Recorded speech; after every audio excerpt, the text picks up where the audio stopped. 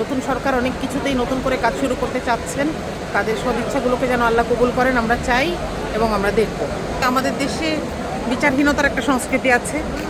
এটাকে লালন করার কারণে এবং এটাকে রাষ্ট্রীয়ভাবে লালন করার কারণে আমরা দেখেছি এত বছর আমাদের ওপরে একটা দুঃশাসন চেপে বসছিল, যেটাতে আমরা ব্যক্তিগত জীবনেও অনেক বেশি ক্ষতিগ্রস্ত হয়েছি।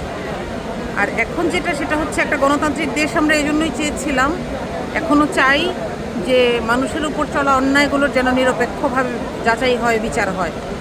কিন্তু গণতান্ত্রিক দেশ মানে যদি এটা হয়ে যায় যে এখানে আবার দলবাজি শুরু হবে, এখানে আবার সরকারি দলের ছত্র ছায়ায় অনেকগুলো আগাছার মতন, ব্যাঙের ছাতার মতন অপরাধীরা থাকবে, যাদেরকে জামিন দেওয়া হবে। আমরা দেখছি গত কয়েকদিনে আওয়ামী লীগের বড় বড় নেতারা জামিন পেয়ে মুক্ত হচ্ছেন, এবং ছোট নেতাদের ব্যাপারে কি হচ্ছে এটা আমরা জানি না। ছোট অপরাধীদের ব্যাপারে কি হচ্ছে? অপরাধীকে পেলে পুষে আশ্রয় দিয়ে রাখলে তো সুবিধা।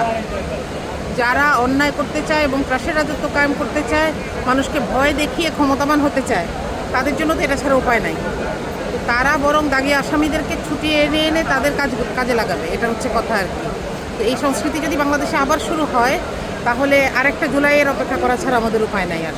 সুতরাং এখানে আমার মনে হয় এই শুরুতেই এই লাগামটা ধরা দরকার, নইলে এই মজলুমের দীর্ঘশ্বাসে শেখ হাসিনা যেরকম টিকতে পারে নাই, এই সরকারটাও টিকবে না।